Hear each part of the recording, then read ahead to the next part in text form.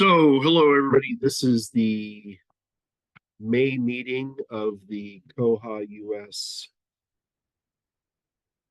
Consortium Special Interest Group. We have an agenda. The link for the agenda is in the chat box. There is currently nothing on the agenda. So this meeting is really up to us. If we want to talk about anything, now's the time to bring up a topic. I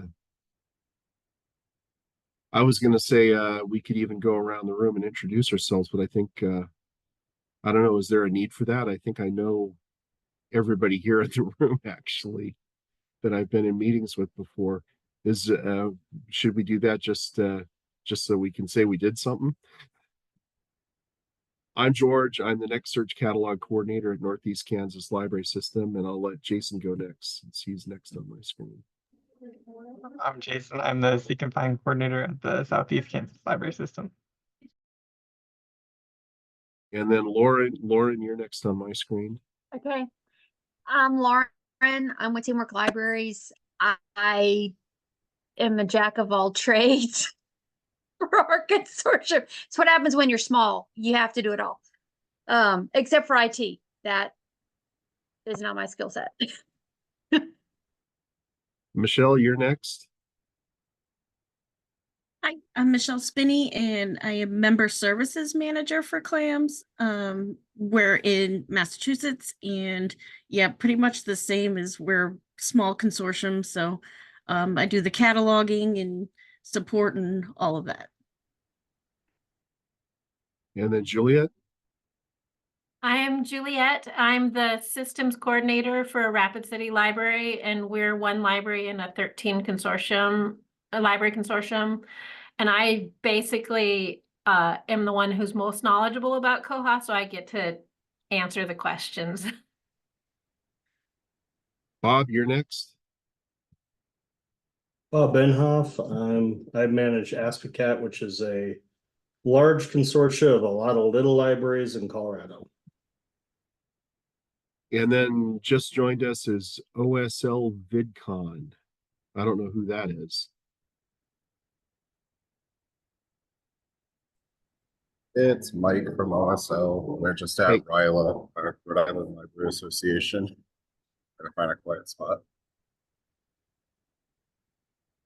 Okay. Well, like I said, I sent out the agenda. Nobody put anything on it, so this is really up to us. If there's anything we want to talk about, we can talk about it. But if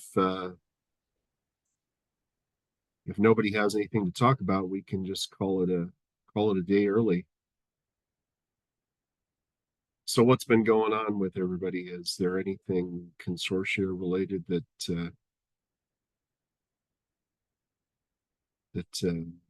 people are into right now?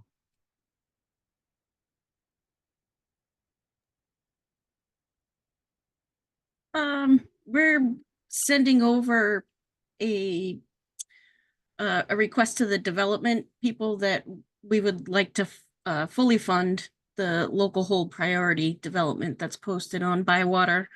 We're hoping that's going to help our island library that likes to do a little intra-island delivery, and then that also works with our state. So I don't know how long that process is going to take, but hopefully that'll come in the next release or the next release.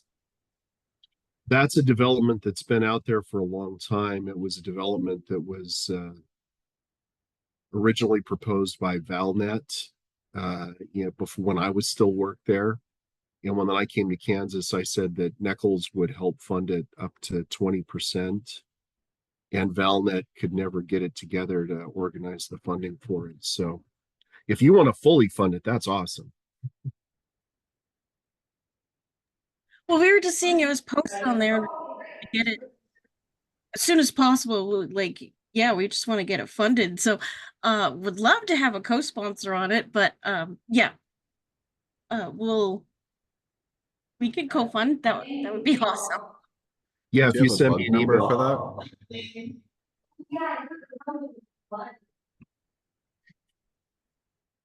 that. let's see, it's on the Bywater. I don't think there is a bug number for it. I'm not 100% sure. I'll put it in chat. Yeah, there's a bug number Oh, and then there's is it the crowdsource thing?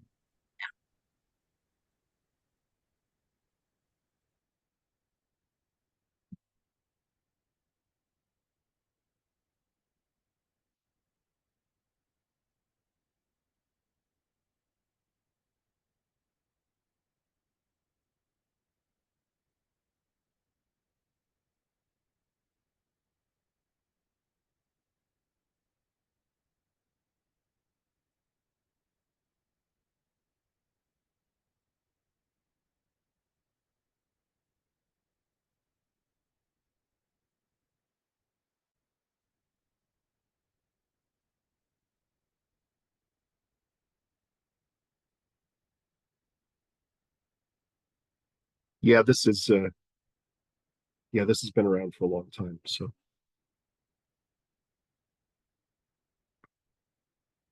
the idea is that, I have 51 libraries, and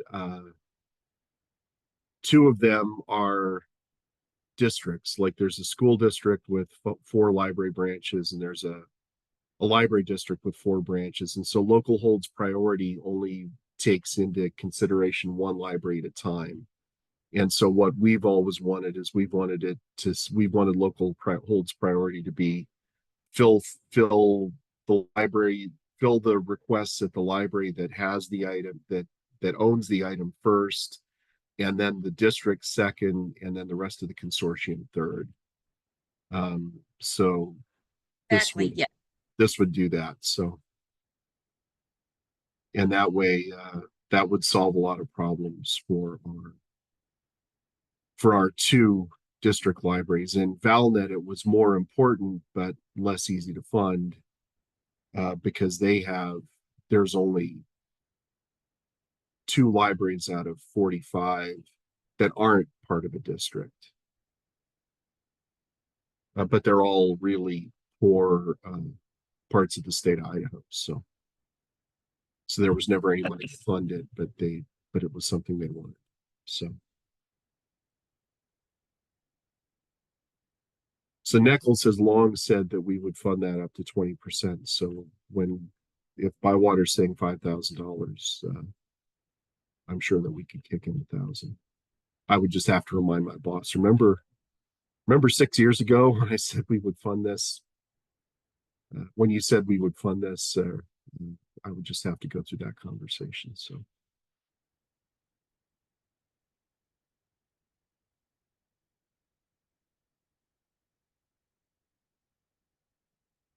So I recently went to MPLA, which is going to be in the Dakotas next year. And there was a lot of talk about, I went to a lot of sessions about statistics and data. And so I'm just wondering, it makes me wonder, I keep a lot of statistics for our libraries. I go in monthly and generate these spreadsheets and then save them off-site so that we don't have to keep the data in Koha forever. I'm wondering what kinds of statistics what kind of statistics other consortia gather on behalf of their member libraries. And where do you guys store that, and how do you do it? Or do you just write a bunch of reports and expect the libraries to do all the reporting themselves? We do the latter. It's kind of up to the libraries. We have for our public libraries, we have some state requirements that they report out. So we prepare those reports so they can run them as easily as possible. But we don't do any sort of data storage for them, other than we post ILL borrow and lending statistics, just because that report's pretty hard to read. So that's about it. Everything else is up to them.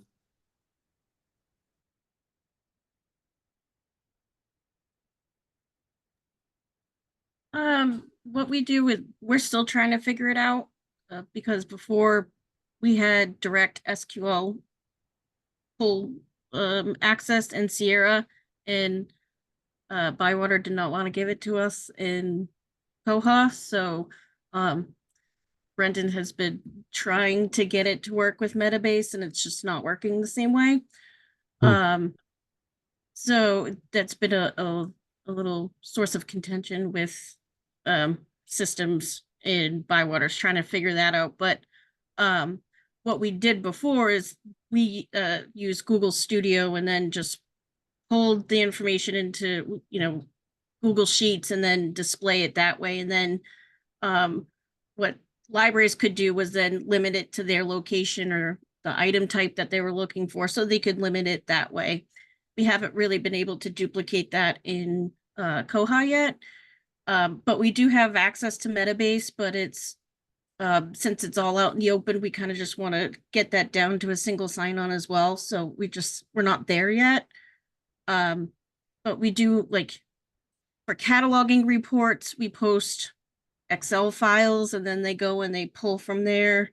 The state reports, we do run those by library and then put them into folders and just give them all the reports for the state from there and say, here's all your reports.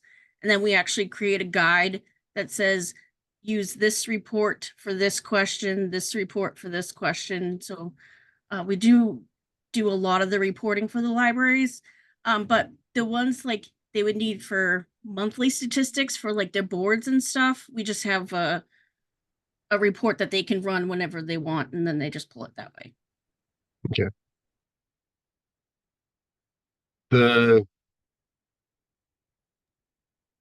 The big reason, one of the reasons I keep a lot of data and keep it offsite and mostly in Excel is because occasionally I will get these questions. Like I had one during the pandemic where a library said, we need to know all of our checkouts, our circulation by zip code for back to the year 2000. And my response was, well, we weren't using Koha until 2008. So I can't get you data from before 2008. And we only keep statistic data for 24 months. So I can't go any further back. Well, actually the second thing I told them was you didn't join until 2013. So I can't get you. So we don't have any data from your library at all before 2013. And then we only keep data for the previous 24 months in Koha. But then what happens is I have a lot of these reports that are just set to auto-generate and email to myself at the beginning of the month. And so I just have that one now for all of my libraries. Circ by zip code comes to me every month in my email. And then I just essentially am saving it for them so that if they ever do need it in the future, it's there. So I was just curious about what other people are doing consortia-wide. The two sessions I went to about keeping data were both really good, and it was about why to keep the data, what data to keep and why to keep it, and how to decide what data to keep. And it was really driven on, they were really focused on, keep the data that supports that helps you measure how you're doing as far as your mission statement, your road, your strategic plan are. And so I don't know what reports my libraries are going to need based on what decisions they make about what data they want to keep. So I just try to keep a lot of stuff. And I do like the OSL dashboard in Tableau. For all the reports we do keep, we have a shared Google Drive, and so everything is just sitting there forever. So if people do need to go back, they can. Yeah, mine are on GitHub. And I don't keep any statistical reports that have confidential information in them. So they're just on GitHub laid out as spreadsheets. So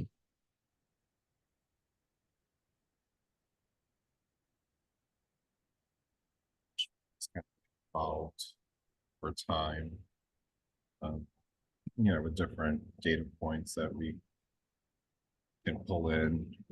It was interesting when we were it was just a year ago yesterday that we went live in Koha. And we kind of had to create reports to have the data fit with our old Sierra data. But this fiscal year was pretty easy. I haven't actually done the updating of it yet in over a year now, because I used to do that when I was Sierra, but things have just been so crazy recently. But we have this multiple different views. If you look at the tabs across the top, so it's all the same data, it's just different ways of looking at it. And our members seem to like that pretty well. I'm gonna have to look at this Tableau board because it looks it's cool.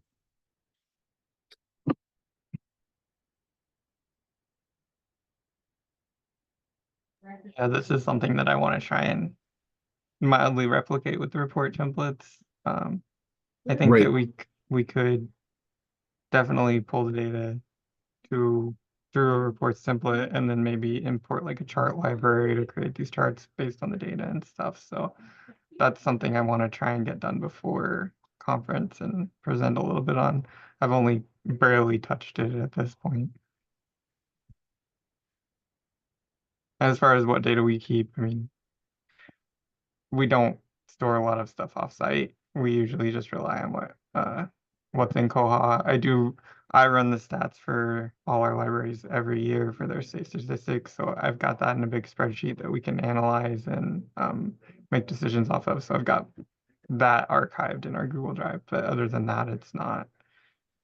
If the data goes away, the data goes away. And that's kind of where I'm at with it. But we also don't purge records too often, which is something I should admit on a live call. No, we've got everything. We keep most data for 13 months and statistics for 24, and that's it.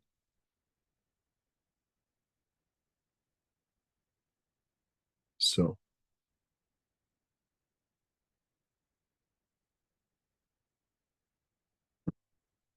how is the Rhode Island Library Conference going? It's good.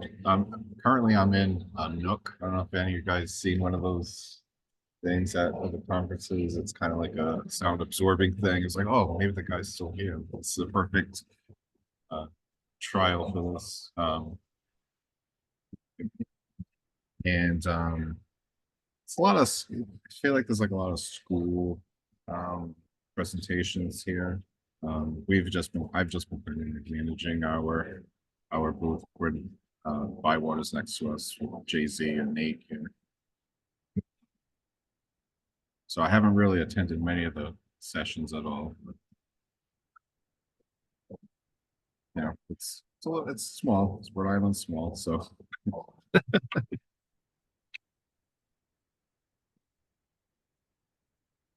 Mountain Plains Library Association was at at the Utah Library Association conference this year. Next year it'll be like a North and South Dakota conference will be the Mountain Plains Library Association host. And after talking to several people at this year's conference, I think I'm going to try and do some kind of Koha presentation at the MPLA conference next year, but it won't be till October.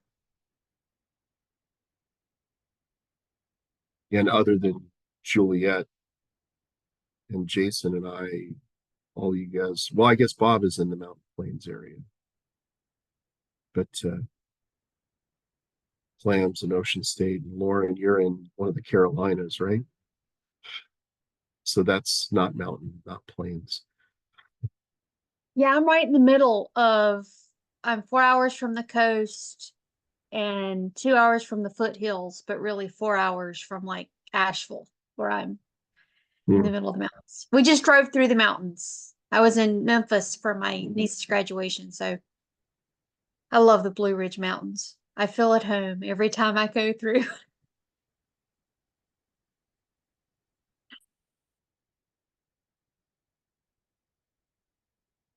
Anything else going on? Is there anything cool anybody else is doing? Or any problems anybody has?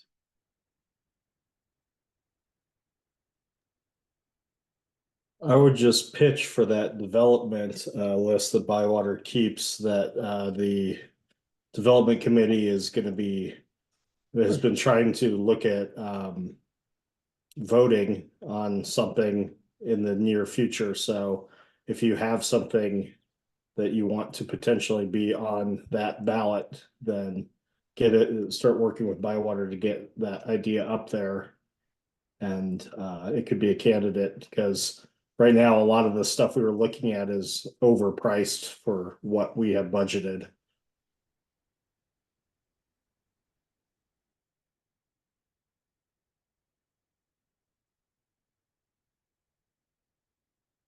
Yeah, just looking at here, the one that I see that I would find useful is this customized templates for patron setup by branch. I'm trying to get my cursor to the right place to paste that in the chat box.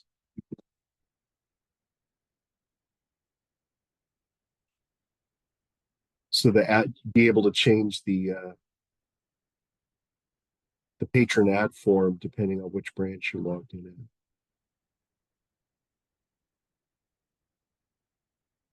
Because there are some fields we don't use at our school libraries at all. And it would be nice to be able to customize that template. So if you're at a school that doesn't even ask for them. So there's a lot of good stuff there.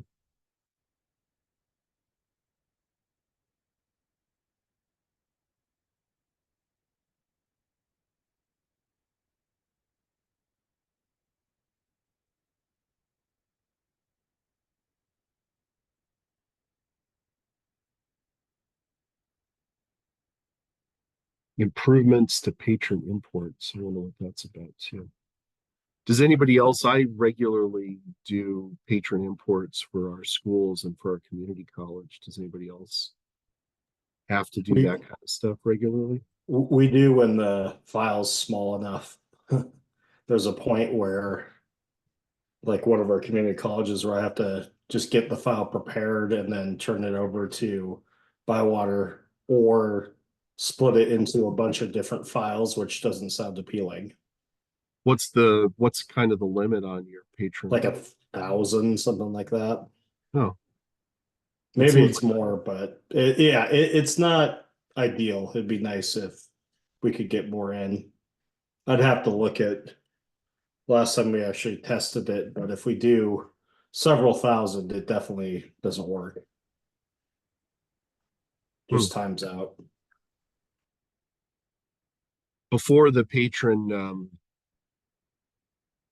batch editor, I used to batch edit patrons using the import tool, because you can export them and then make a modification and then re-import the ones that you've changed. And I used to do 15, 20,000 at a time. It was never an issue. So something's changed.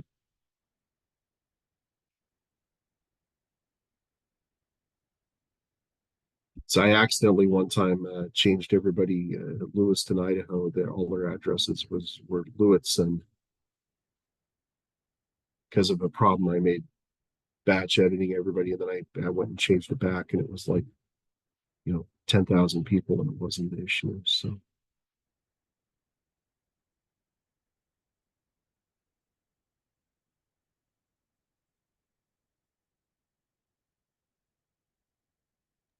That template for patron, we're looking at it from, we would want it by patron category, not necessarily the branch. oh yeah, I can see that. It's like when we sign up adults, we can have more information, or kids, they have a guarantor, on there, stuff like that. It would be like different based on the category. That's what we used to do in Sierras. We had patron templates based on the patron type that it was. That would be cool. Yeah, this development doesn't do that. This development is also pretty expensive.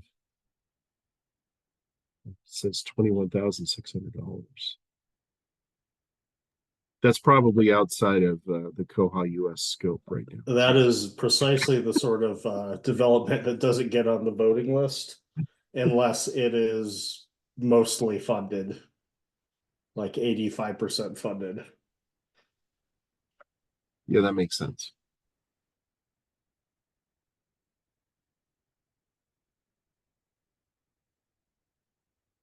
Are there any other developments we could do with that would be helpful for library consortia?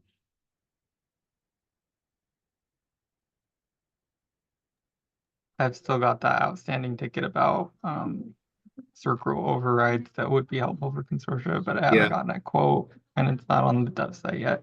And Lizette sent me a different bug that she was looking at that's related. And she was testing that. So I don't know where I'm at there. I guess I need to poke them again. I would like that one. That would have saved me so much time when a library was going, it's not working right. And I'm like, but your rules are fine. I don't understand why it's not working. And it was a default, like buried.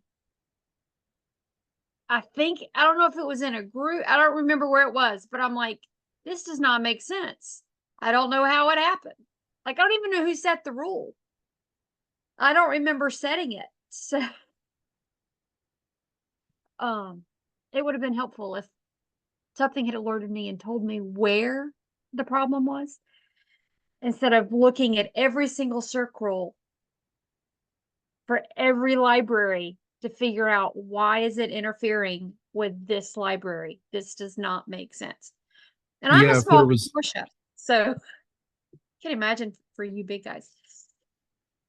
Just a tool that would say this, that you could plug a patron and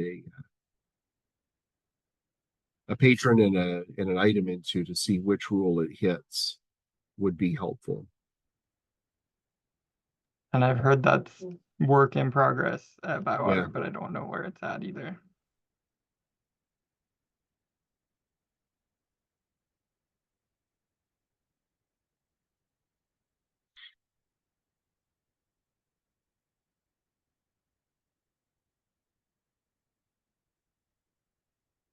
Well, with all these long pauses between discussion, I'm thinking we might be out of topics. As a matter of fact, I'm kind of surprised we stretched it out this long. So if nobody talks in the next 30 seconds, I'm just going to assume that we're done for the day. So, and I am looking at the clock.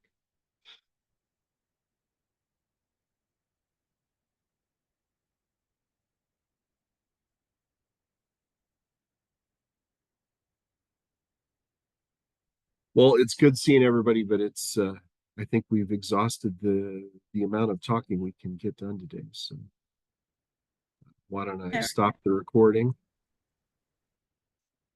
And then we'll have lots to say, right? As soon as I hit stop. There we go.